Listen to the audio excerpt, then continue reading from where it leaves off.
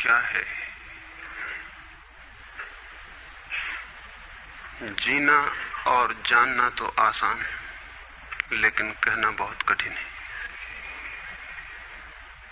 जैसे कोई मछली से पूछे कि सागर क्या है, तो मछली कह सकती है ये है सागर, ये रहा, चारों तरफ वही है।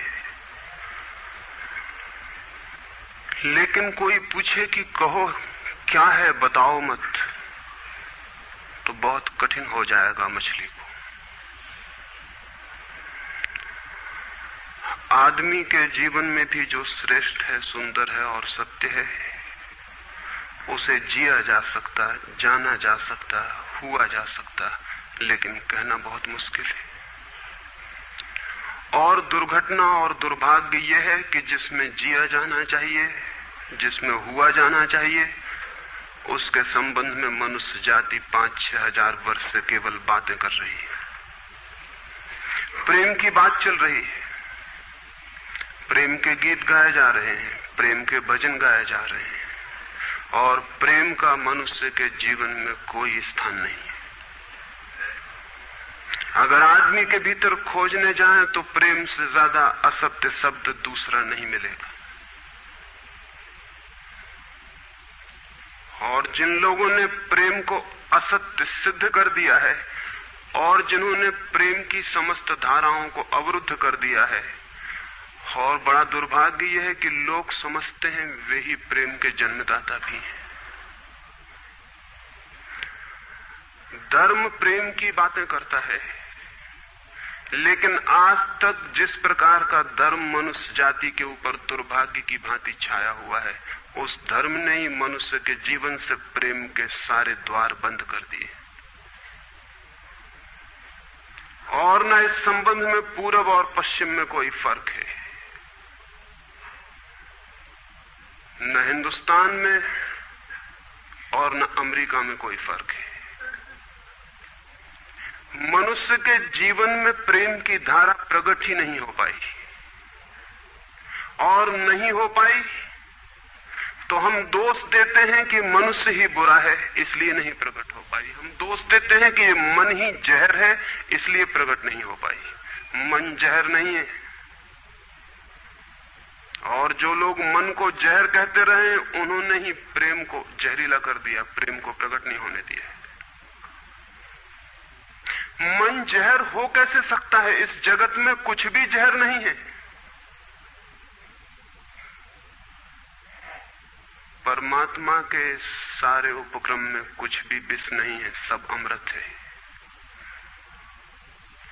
लेकिन आदमी ने सारे अमृत को जहर कर लिया है, और इस जहर करने में शिक्षक, साधु संत और तथाकथित धार्मिक लोगों का सबसे ज्यादा हाथ है।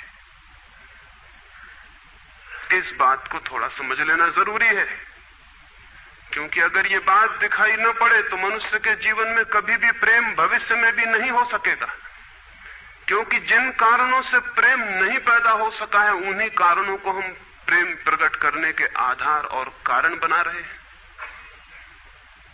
हालतें ऐसी हैं कि गलत सिद्धांतों को अगर हजारों वर्ष तक दोहराया जाए तो फिर हम ये भूल ही जाते हैं कि सिद्धांत गलत हैं, और दिखाई पड़ने लगता है कि आदमी गलत है, क्योंकि उन सिद्धांतों को पूरा नहीं कर पा रहा है। मैंने सुना है एक सम्राट के महल के नीचे से एक पंखा बेचने वाला गुजरता था और जोर से चिल्ला रहा था कि अनूठे और अद्भुत पंखे मैंने निर्मित किए हैं।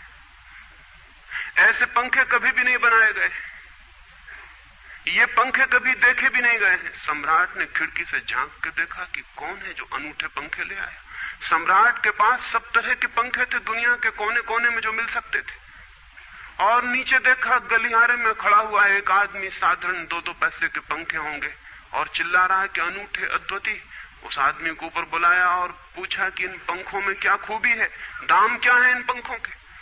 उस पंखे वाले ने कहा कि महाराज, दाम ज्यादा नहीं है, पंखे को देखते हुए दाम बहुत कम है, सिर्फ 100 रुपए का पंखा है। सम्राट ने कहा 100 रुपए?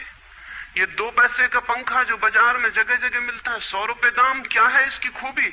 उस आदमी ने कहा खूबी, ये पंखा 100 वर्ष चलता है, 100 वर्ष के लिए गारंटी है, 100 वर्ष से कम में खराब नहीं होता है, सम्राट ने कहा, इसको देख के तो ऐसा लगता है कि सप्ताह भी चल जाए, पूरा तो मुश्किल है। धोखा देने की कोशिश कर रहे हो, सरासर बेईमानी, और वो भी सम्राट के सामने। उस आदमी ने कहा, आप मुझे भली भांति जानते हैं, इसी गलिहारे में रोज पंखे बेचता हूं, 100 रुपए दाम है इसके, और अगर 100 वर्ष न चले तो जिम्मेदार मैं हूं, रोज तो नीचे मौजूद होता हूं, और फिर आप सम्राट हैं, आपको धोखा देके जाऊंगा कहां। वो पंखा खरीद लिया गया। सम्राट को विश्वास तो न था, लेकिन आश्चर्य भी था कि यह आदमी सरासर झूठ बोल रहा है, किस बल पर बोल रहा है। पंखा 100 रुपए में खरीद लिया गया और उससे कहा कि 7वें दिन तुम उपस्थित हो जाना। 2-4 दिन में ही पंखे की डंडी बाहर निकल गई, 7वें दिन तो वो बिल्कुल मुर्दा हो गया। लेकिन सम्राट ने सोचा कि शायद पंखे वाला आएगा नहीं, लेकिन ठीक समय पर 7वें दिन वो पंखे वाला हाजिर हो गया। उसने कहा, कहो महाराज। उन्होंने कहा, कहना नहीं है, ये पंखा पड़ा हुआ है, टूटा हुआ। ये 7 दिन में ये गति हो गई, तुम कहते 100 वर्ष चलेगा। पागल हो या धोखेबाज, क्या हो? उस आदमी ने कहा कि मालूम होता है आपको पंखा जलना नहीं आता है। पंखा तो 100 वर्ष चलता ही, पंखा तो गारंटीड है। आप पंखा जलते कैसे थे? सम्राट ने कहा, और भी सुनो, अब मुझे ये भी सीखना पड़ेगा कि पंखा कैसे किया जाता है। उस आदमी ने कहा, कृपा करके बताइए कि इस पंखे की गति 7 दिन में ऐसी कैसे बना दी आपने, किस भांति पंखा किया? सम्राट ने पंखा उठा के करके दिखाया कि इस भांति मैंने पंखा किया है। उस आदमी ने कहा, समझ गया, भूल, इस तरह पंखा नहीं किया जाता। सम्राट ने कहा, और क्या रास्ता है पंखा जलने का? उस आदमी ने कहा, पंखा पकड़िए सामने और सिर को हिलाइए। पंखा 100 वर्ष चलेगा, आप समाप्त हो जाएंगे, लेकिन पंखा बचेगा।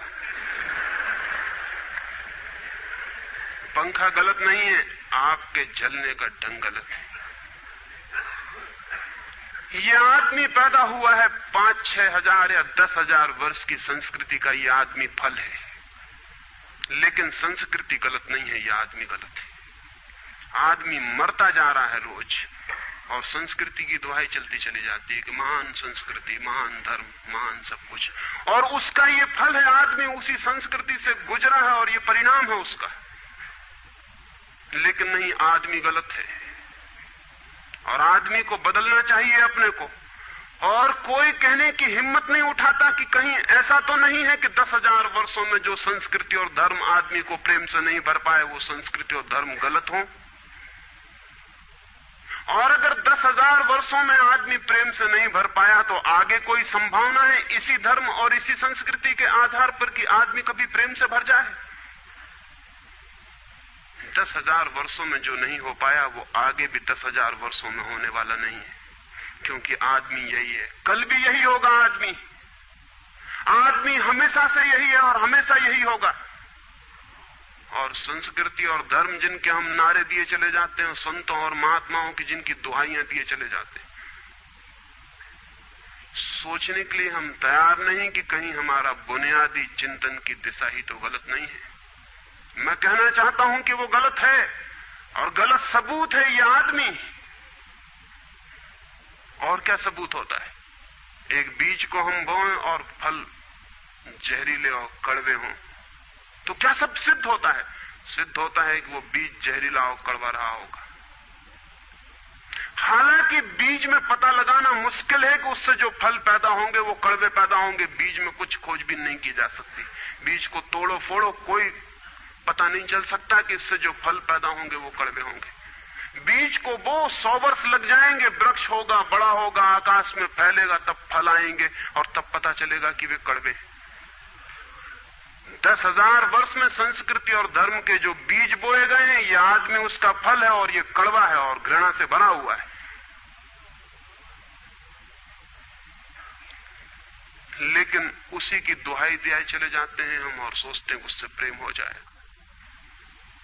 मैं आपसे कहना चाहता हूं, उससे प्रेम नहीं हो सकता है, क्योंकि प्रेम के पैदा होने की जो बुनियादी संभावना है, धर्मों ने उसकी ही हत्या कर दी है और उसमें ही जहर घोल दिया है। मनुष्य से भी ज्यादा प्रेम पशुओं और पक्षियों में और पौधों में दिखाई पड़ता है। जिनके पास न कोई संस्कृति है न कोई धर्म है। संस्कृत और सुसंस्कृत और सभ्य मनुष्यों की बजाय असभ्य और जंगल के आदमी में ज्यादा प्रेम दिखाई पड़ता है, जिसके पास न कोई विकसित धर्म है, न कोई सभ्यता है, न कोई संस्कृति है। जितना आदमी सभ्य, सुसंस्कृत और तथाकथित धर्मों के प्रभाव में मंदिरों और चर्चों में प्रार्थना करने लगता, उतना ही प्रेम से शून्य क्यों होता चला जाता। जरूर कुछ कारण है, और दो कारणों पर मैं विचार करना चाहता हूं। अगर वे ख्याल में आ जाएं तो प्रेम के अवरुद्ध स्रोत टूट सकते हैं और प्रेम की गंगा बह सकती है। वो हर आदमी के भीतर है,